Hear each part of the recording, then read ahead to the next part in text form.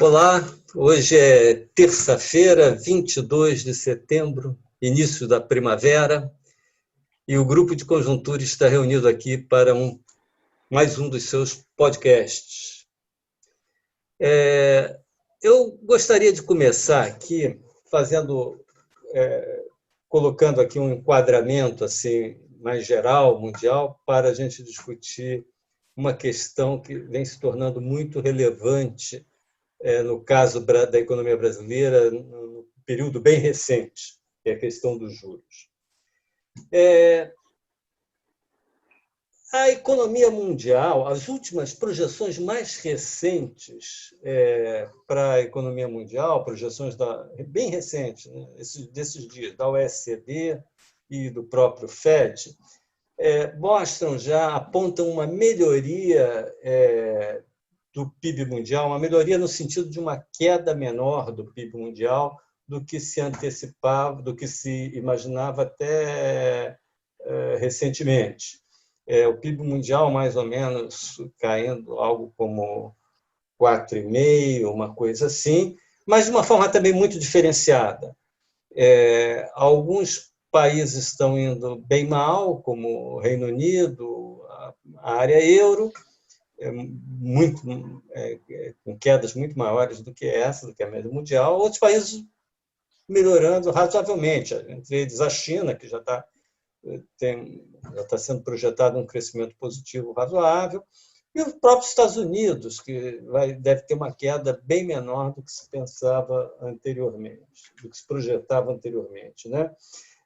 Um elemento importante, principalmente no caso desses países que tiveram um comportamento melhor, e aí o Brasil pode também ser incluído nisso, um elemento importante para mitigar a queda do PIB foi os programas de transferência de renda e outros gastos fiscais gigantescos que foram adotados em muitos países que tiveram condições de fazê-lo. O déficit fiscal disparou, né, alcançou recordes, foram programas mais audaciosos do que aqueles da pós-crise financeira de 2008. E isso indica também o seguinte, que no ano que vem, isso é um problema geral e que se aplica ao Brasil também, até com maior força. No ano que vem, vamos ter uma subtração desta fonte de crescimento, ou seja, a chamada política fiscal vai desempenhar um papel contrário ao que ela desempenhou em 2020, né? Porque certamente ninguém vai manter o nível de déficit que manteve no ano passado. Toda parte ele vai ser reduzido em maior ou menor medida. Isso significa que o crescimento econômico no mundo todo vai depender mais do gasto privado, o qual depende de N questões que a gente poderia discutir aqui, mas eu só queria destacar que é muito importante, que são as condições monetárias e financeiras, né? Que a gente poderia aqui pensar na disponibilidade de moeda, de crédito e no nível da taxa de juros. No que se refere a isso, me parece que há uma diferença importante aí entre o Brasil, o que pode acontecer no Brasil e no resto do mundo, e que aí, em função do que vem acontecendo recentemente, e então eu gostaria só antes de ir para o Brasil, que é o que a gente vai explorar aqui, lembrar o seguinte: o que vem acontecendo no resto do mundo. E ontem, na reunião aqui do nosso grupo, a Margarida trouxe uns dados bastante interessantes sobre a política dos bancos centrais nos países desenvolvidos, que mostram bastante a força, né,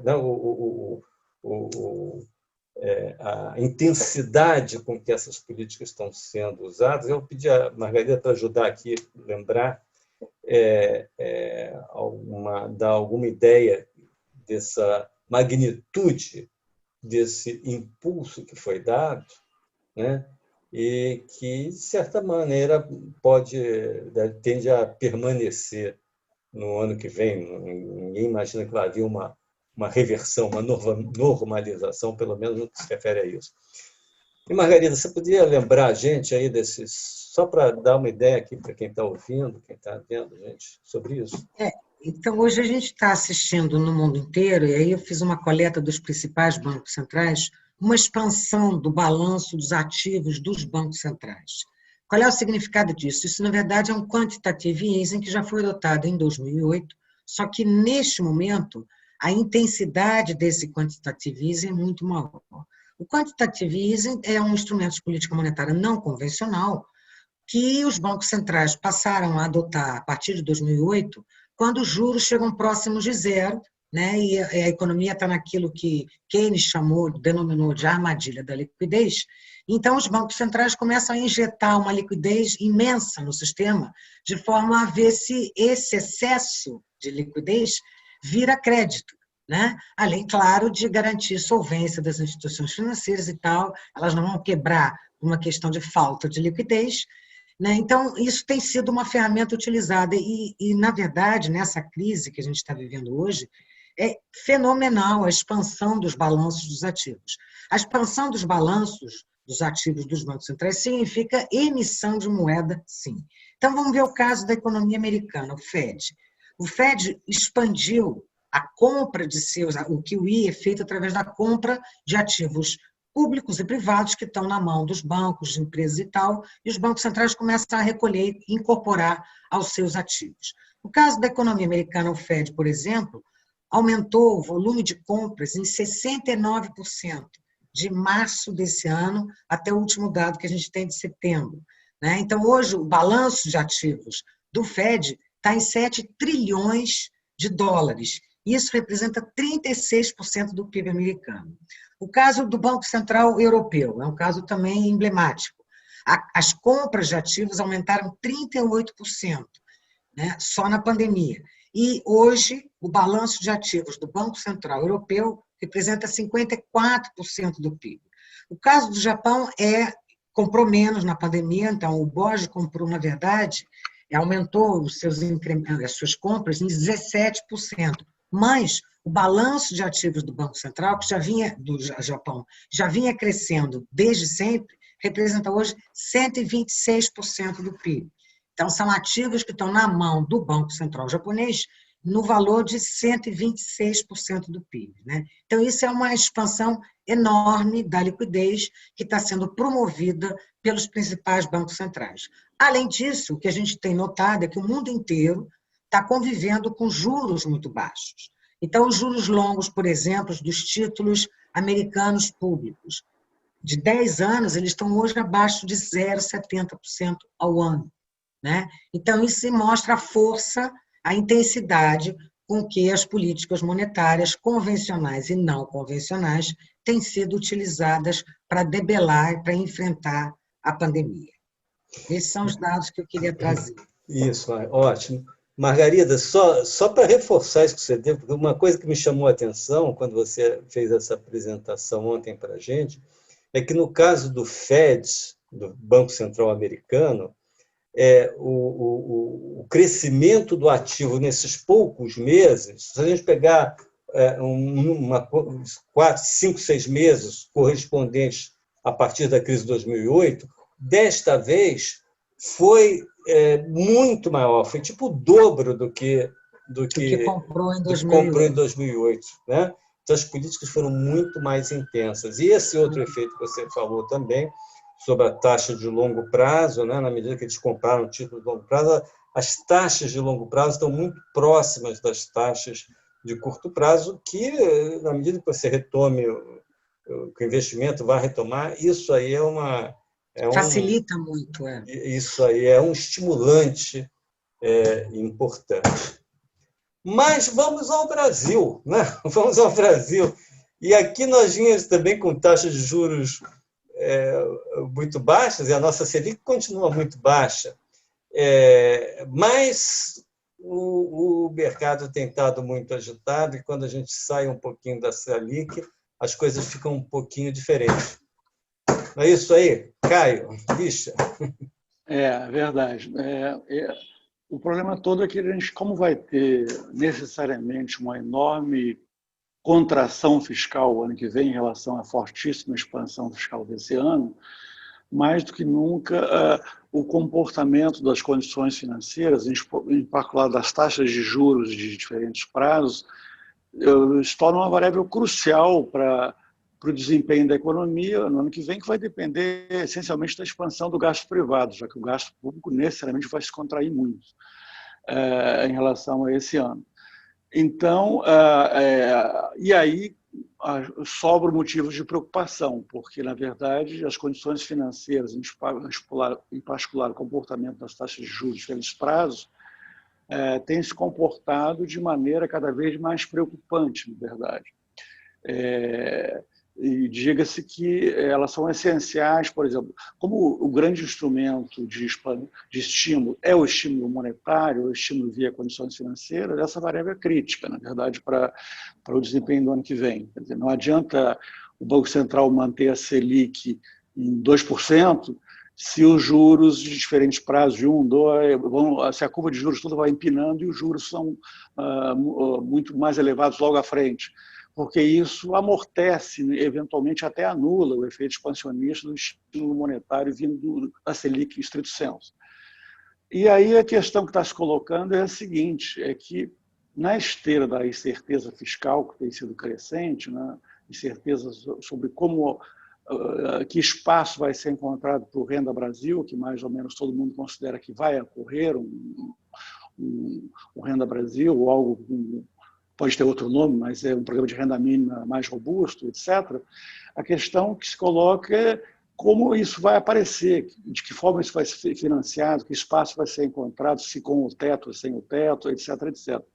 E essa enorme incerteza fiscal, que recrudesceu na medida que alguma das alternativas que a equipe econômica vinha pensando para abrir espaço no orçamento para o Renda Brasil, mantendo o teto, têm sido vetadas pelo Bolsonaro, então isso aumentou a incerteza, e o fato é que os juros começaram a disparar. Em geral, os juros longos são os que refletem mais diretamente esses prêmios de risco mais altos por conta da incerteza fiscal. Mas a novidade, no período mais recente, é que os juros curtos também têm sido muito afetados. Os juros de 1, 2, 3 anos também têm subido bastante na esteira desse aumento da incerteza. Então, a gente tem um comportamento muito desfavorável da estrutura toda de juros futuros para a recuperação da economia o ano que vem. Apenas para dar uns poucos exemplos, para ficar mais claro o que eu estou falando, se a gente olha, por exemplo, para o juro, eu pegando os dados de fechamento de ontem do mercado, se a gente olha para os juros de 10 anos, a chamada swap pré-DI de 10 anos, ela foi para 8,1%. O que quer dizer esse número? O que quer dizer esse 8,1%? Swap pré-DI quer dizer uma precificação de como vai se comportar a taxa DI de agora até 10 anos depois, partindo de agora. A DI, o depósito interfinanceiro, é uma taxa do interbancário que se comporta colada à taxa Selic. Então, é uma precificação indireta da taxa Selic. Então, o que esses juros de 10 anos de 8,1 estão dizendo é que a taxa, indiretamente, é que a taxa Selic média, a contar de agora, no horizonte de 10 anos, vai ser de 8,1. Vocês vejam a brutalidade do prêmio de risco envolvido nisso, quando a gente parte de uma Selic atual de 2.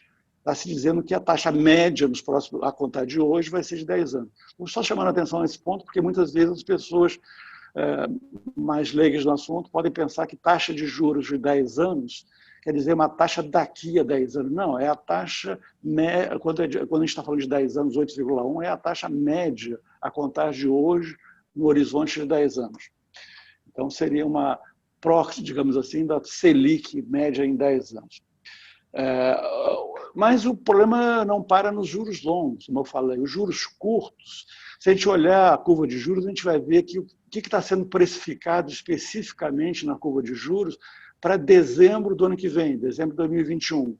está sendo precificado um juros que seria equivalente a Selic, na verdade, né, de 4,4% em dezembro do ano que vem. A Selic está em 2%.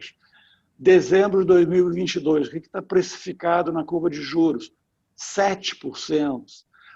São números não só muito distantes dos 2% que a gente tem hoje, mas também muito acima do que os analistas, de um modo geral, vêm projetando para a Selic. Se a gente pega, por exemplo, o relatório Focus, onde o Banco Central reúne informações de um amplo painel de analistas, e pega a mediana do relatório Focus para a Selic, em dezembro do ano que vem, está em 2,5%.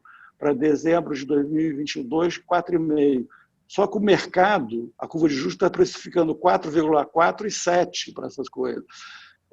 Por que isso é importante? Porque a economia afetada não é pelo que os analistas acham que vai acontecer, é essencialmente os juros de mercado que afetam a economia. E eles afetam a economia em 2 aspectos cruciais. A estrutura de juros afeta a economia real, e no caso afeta negativamente, porque os juros estão muito elevados para frente, e afeta o financiamento da dívida pública, no sentido que juros, essa inclinação da curva de juros, essa disparada dos juros futuros, torna cada vez mais difícil o financiamento do déficit público e a rolagem da dívida pública, encurtando cada vez mais os prazos, o que vai deixando progressivamente o Banco Central e o Tesouro e o Banco Central, que tem financiado parte, coberto parte, via conta única do Tesouro, parte das necessidades de financiamento do Tesouro, vão se tornando cada vez mais reféns do mercado, porque a dívida vai encurtando cada vez mais, vai sendo rolada em prazos cada vez mais curtos.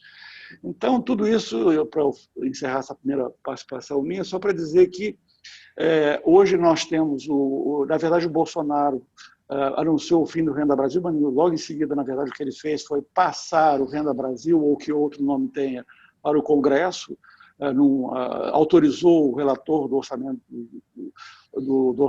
o senador Márcio Bittar, a incluir no orçamento, que não está dentro do orçamento que foi enviado, mas para a inclusão de um programa de renda mínima desse tipo, chame-se Renda Brasil ou não. E agora nós vamos viver essa incerteza fiscal sobre como vai ser acomodado, se o teto vai ser rompido e as consequências que podem ser potencialmente graves disso, tudo isso que está mexendo com os mercados e com os juros em particular. Então, o desfecho dessa negociação no Congresso, que vai se estender até o final do ano, para decidir o orçamento do ano que vem, vai ser crucial para saber se vamos ter um aumento, um recrudescimento ainda maior da incerteza fiscal, ou se, ao contrário, vamos caminhar para uma redução dessa incerteza. Tudo isso tem relação direta com os juros, tudo isso tem relação absolutamente direta, crucial, com o desempenho da economia no ano que vem. Um pouco, então, resumindo o que o Caio colocou, a incerteza fiscal começou, digamos, a afetar o mercado financeiro inicialmente para o título de longo prazo, caiu a demanda desses ativos por causa do maior risco envolvido, mas você podia migrar para o curto prazo. Então, os agentes trocavam títulos de longo prazo por títulos de curto prazo, só que nas últimas semanas, o que a gente está vendo, não, desde agosto, começo de setembro, o mercado de curto prazo também está sendo afetado por esses riscos, e aí os juros de curto prazo também estão subindo, o que cria alguma disfuncionalidade em alguns mercados já de curto prazo. Não? A CLFT agora já começa a ter uma queda de preço tão forte por causa da queda da demanda, que começa a afetar a possibilidade de elas serem enroladas, e isso dificulta, não, a capacidade do Tesouro Nacional, do Banco Central, de colocar títulos não só de longo prazo, como a gente tinha 2 meses atrás, 1 mês atrás, mas também agora de curto prazo. Então, a incerteza fiscal e os riscos estão começando a cobrir todo o mercado financeiro. Já, digamos, se ele permanecer em níveis tão altos, não vai ter escapatória, porque agora já não temos mais os curto prazo como refúgio final. Tá? A história de reduzir o tempo de rolagem da dívida a prazos bem curtos, com juros bem altos. O problema é que isso tem no limite, se isso continuar, uma espécie de ruptura, e a ruptura é basicamente o vazamento desses capitais para títulos indexados a dólar ou para fora do país, uma fuga de capitais.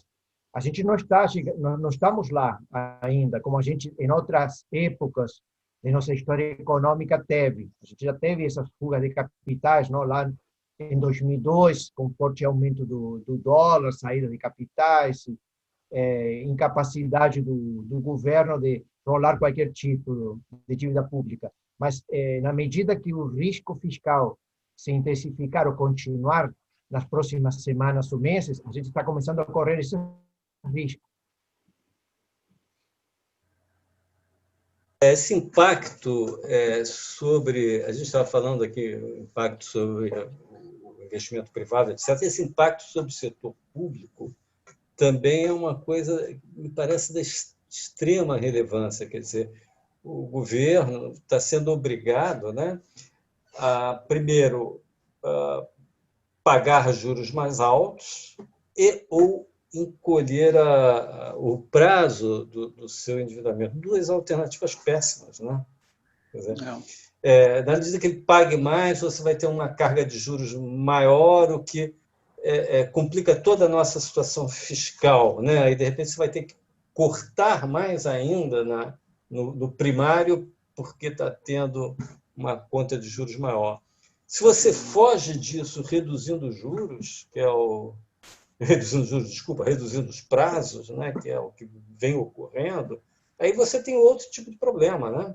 Quer dizer, uma dívida de prazo curtíssima tem vários problemas. Primeiro, que qualquer alta dos juros rapidamente se transforma em elevação de juros para o conjunto da dívida, né? Em segundo lugar, tem esse problema que o Tisha também está acentuando aqui, né? Que chega um momento em que o risco de fuga para outros ativos começa a se tornar muito grande. Isso aí a gente já teve esse problema no passado, em outras crises no passado, né?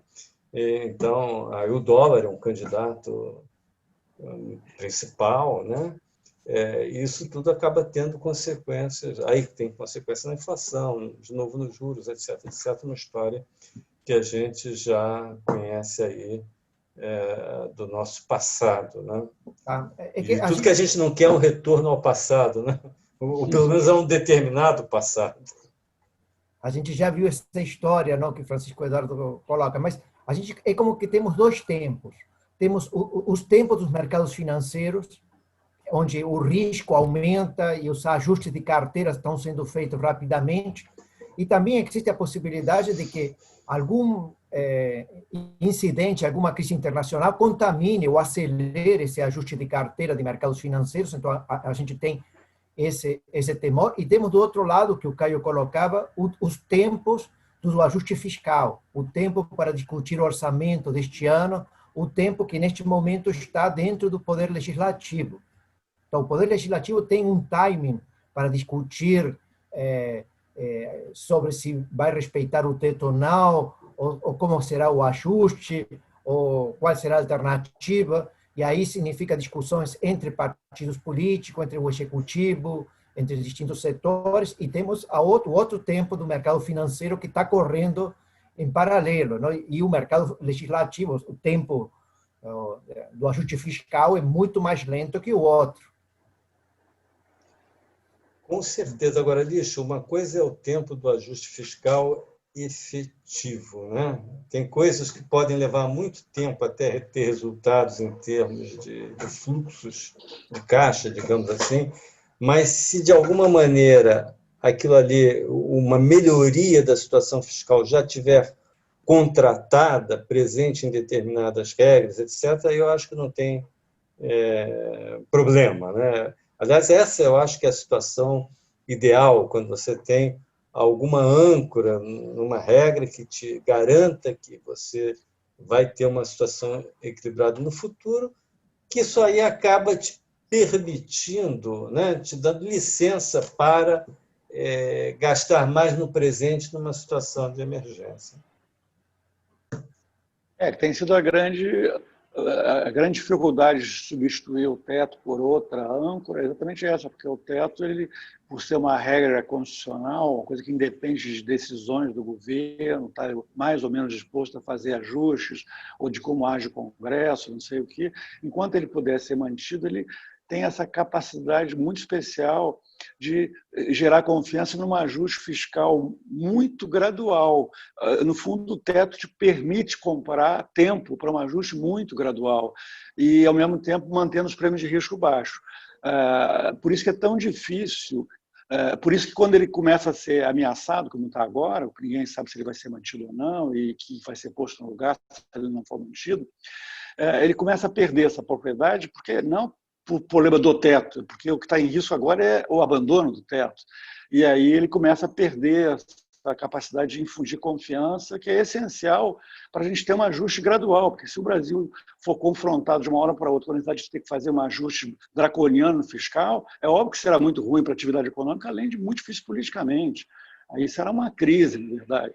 Então, é essencial que, seja qual for a solução fiscal, que ela mantenha âncoras críveis que permitam que o ajuste seja muito gradual e que mantenha e que seja compatível com prêmios de risco baixos e juros baixos. Esse é o desafio de qualquer alternativa, se for tentada, ao teto, é ter essa capacidade de fazer isso. Esse é o ponto central. Ok, pessoal, ficamos por aqui. Até a próxima terça-feira com mais um podcast do Grupo de Conjuntura.